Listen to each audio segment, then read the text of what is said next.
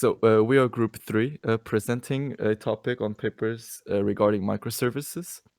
The main reason we chose this topic itself is due to the majority of us having a background in software engineering. So we believe we could explore a bit more in how to apply this type of architecture in existing architectures that are more monolithic-like. Um, these are the main non-functional requirements that we were thinking of emphasizing, mainly scalability, maintainability, and performance. Maintainability is something that we ourselves saw during the implementation of the project, mainly when debugging the code. When we have different modules which are independent of each other, it is much easier to debug and to change any possible to change or to add any features to that specific module. So we have chosen three papers, which are scaled from a more generic to a more specific implementation of microservices. The first one we'll talk about of a generic implementation for any type of architecture. The second one will be a more specific service to a type of e-commerce website. And the third one is even more specific than the one previous to it. It involves around the implementation of a microservice architecture for a course selection service. And finally, we will conclude on. So in this first paper, I will show you a va- I will show you a various types of decompositioning a pre-existing monolithic service into a microservice architecture. Um, so, but So basically, on traditional monolithic applications, the source code of the monolith is generally very, very hard to maintain, since with every adding feature, the monolith keeps growing and growing. And since all the modules are interdependent in each other, whenever we want to change an implementation, chances are we have to change everything regarding it. Uh, and that also makes some possibly redundant code that are no longer used or are repeated, in which we cannot detect, adding to more possible future technical debt. Microservices, on the other hand, they allow more decoupling of modules, making them more independent of each other. So that's already a bonus. And not only that, each different part module of that certain system can be installed on a different server or on a different cloud provider, so that performance is increased much more and it scales a lot better than a monolithic service. When refactoring an application, we have to take into consideration many different aspects, not only on code level, but also organizational. This is due to the way many organizations organize their systems, which a lot of it is based on the communication structure of the organization. So let's say different development teams, which may operating on different services, they may need to communicate with each other so that those services are in the same must be implemented in the same module. This may not make much sense in a microservices standpoint on a source code level, but for the organization, it has to be uh, done this way so that each development team can easily cooperate with each other. Another issue is the service granularity, in which we have to make sure that we don't overload or underload any two services. So we have to guarantee that when we split our monolithic service, each one of the microservices may have an even traffic going across it. So in the paper, we are presented with two main decomposition approaches. An implementation decomposition based on implementation technology, which separates the monolithic systems into smaller subsystems based on level of computation of each one of the systems. Say you have a more chatty type of system implemented with Node.js, where there's a lot of communication in one module, one service, and another one that's very highly computational, say implemented in C in another. Then we have geography based, which is based on the location of each development team. Sometimes, even if different services should be linked together, due to either political reasons or cultural reasons or technical reasons. These services, if they need to be split by the organization, then they must be, even if on a logical or source code level, they may not make much sense. So the way the authors acquired their data was through a query, which uses a set of keywords across 3 different libraries, which are above presented.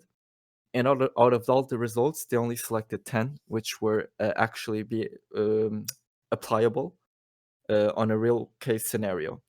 All of the other papers they deemed unviable due to the fact that they were too specific for a certain scenario, and there was not much theoretical background to it, so they did not present.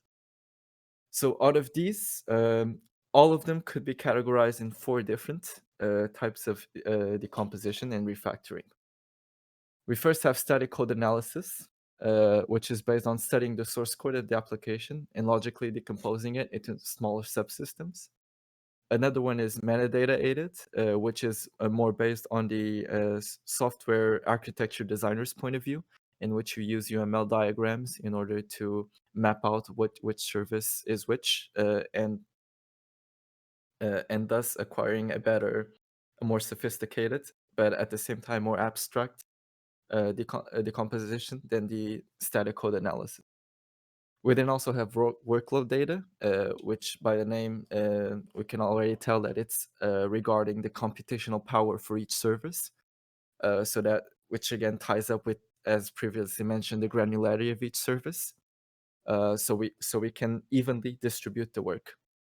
The dynamic microservice composition is based on a definition of a runtime environment for a service, which is best suited for that module.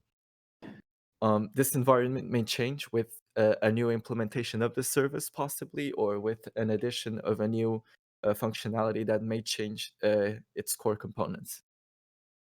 Here we can see the decision graphs, which was made available to us by the authors. This decision graph can be seen with the link above, along with the 10 papers previously mentioned. We highly advise you to go and take a look, as they offer a larger insight into what specifically each one of the 10 papers implemented for that scenario that can be generalized. With this decision graph here, uh, we can choose the best type of approach for our system based on our previous monolithic architecture. Jacobo. Our second paper focused more on the practical application of a microservice, more specifically an e-commerce website called auto.de. But before starting to focus more on the specifics of the implementation of the microservices, the paper first focuses on explaining some basic concepts. For example, like vertical decomposition, which is when you take a very small number of microservices, you must implement the correct level of granularity. Vertical decomposition permits a self-contained system along with the business services. This will allow the system to be scalable and with a proper modular structure. It also need to understand what is loose coupling. Uh, it is the code. The systems are not dependent of each other because the point of a microservice ideally would be to not have a centralized component. The system must also be scalable. Uh, sorry, microservices provide scalability to the system, um, and that also permits a high level of fault tolerance because each system must be designed in a way that can work without the existence of any other. And ideally, the system would also be able to restore services automatically in the case of a failure. This would be by metrics and graphs. Um, they also DevOps was a movement that they used that would improve the communication between developers and the IT operations. It would use optimization to build systems, execute unit tests, and set deployment. So why microservices? In 2011, Auto decided to re-implement their website again because they wanted a more scalable service.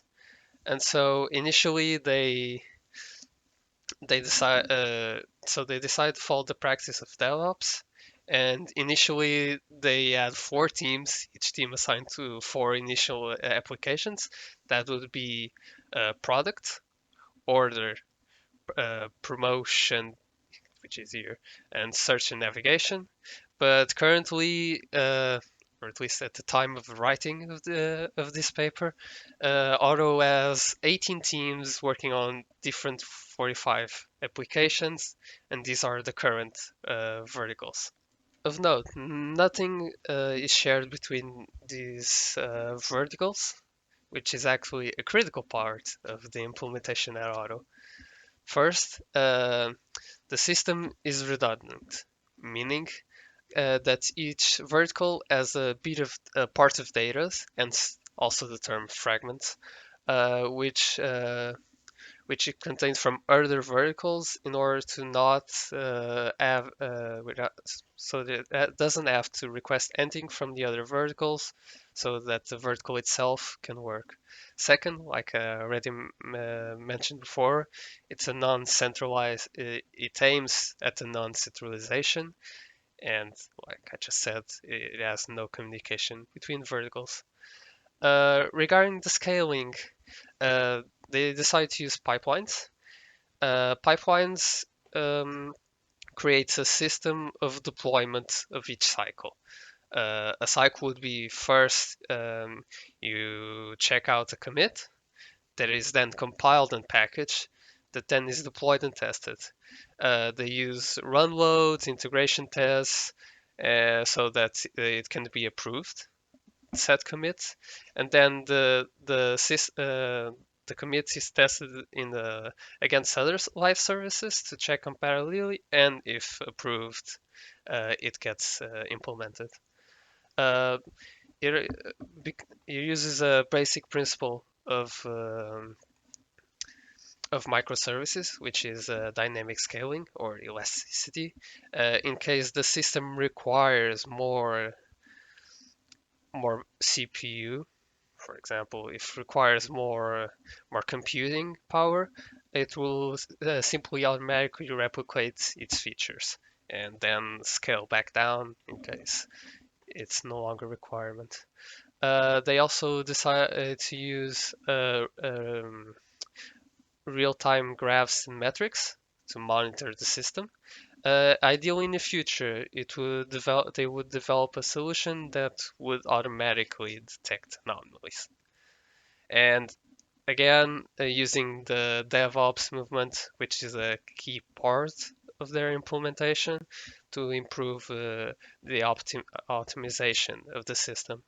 Of note, like my previous colleague mentioned, they no code is shared between microservices again to improve the reduce the coupling of the implementation, but they do have some code that has been that is open source and it has been checked to be a proof of couple if it is loosely coupled, and all teams are free to use it. So in the third paper, we will focus more on microservices implementation based on a course selection system used by a Guangzhou uh, institution.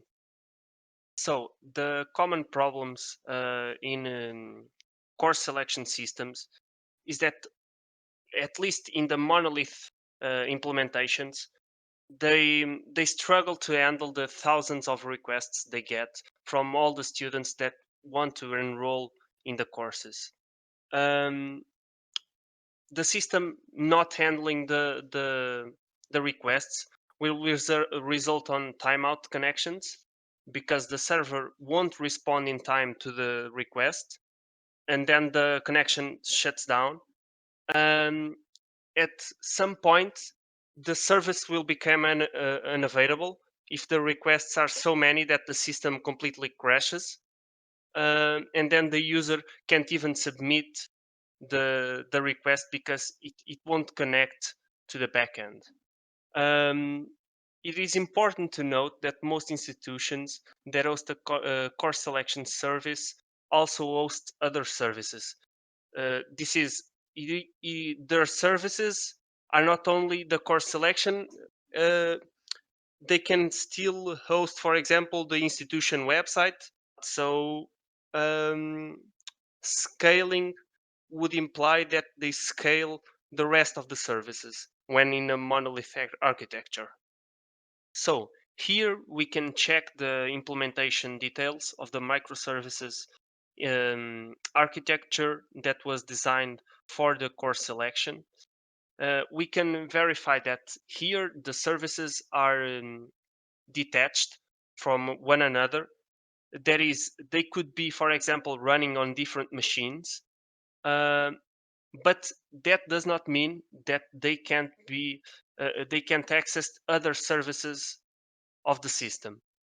So they need to be connected to the registration center, which will monitor the services with heartbeat, um, to know when services crash, um, or for example have an heavy load, so that the system is aware of the state of the services. Then when we detach the services and deploy them separately, we need to have a service gateway where the requests are being um, distributed so that it knows the services and what requests go where. So it will load balance, as the image shows, the requests depending on the service that should handle that type of request. The benefits in microservices course selection implementation is that the system will be capable of handling thousands of requests more than it was before, due to the easier scaling capability that results from the separation of the services. From that scalability um, improved by the implementation, we can also get less an unavailability of the services due to the capability of launching new microservices as soon as they would crash or be overloaded. Um, from the decoupling of the services, we can also, as mentioned previously by my colleague, the easier development of the system itself due to the decoupling of the services. Here we can verify now the results achieved by the implementation, and we can with confidence affirm that the conversion was a success, since you can check the numbers. Previously the system would crash constantly, even with 3,000 users. The writers um, showed that the system would crash. So below the 4,000 that starts the results. But now, even with 15,000, the average transaction time is at least acceptable for a normal user. But the more important note is the transaction success. So of all the requests they received with this implementation, all of them were respondent. So no student had a service unavailable or the connection timed out. Um, with this, we don't want to prove that all systems need a microservice architecture, but we need to demonstrate that sometimes the system does not to be scaled in terms of hardware. Sometimes you can have the hardware you want, but with the wrong architecture, the system won't scale and will have most likely will have issues. With these three presentations, we explain microservices from a more abstract point of view to a more concrete implementation of microservices in a real world scenario. We hope you understood the benefits, details that to have in consideration when using microservices and why they are so popular and effective in a system architecture. That is all. Thank you.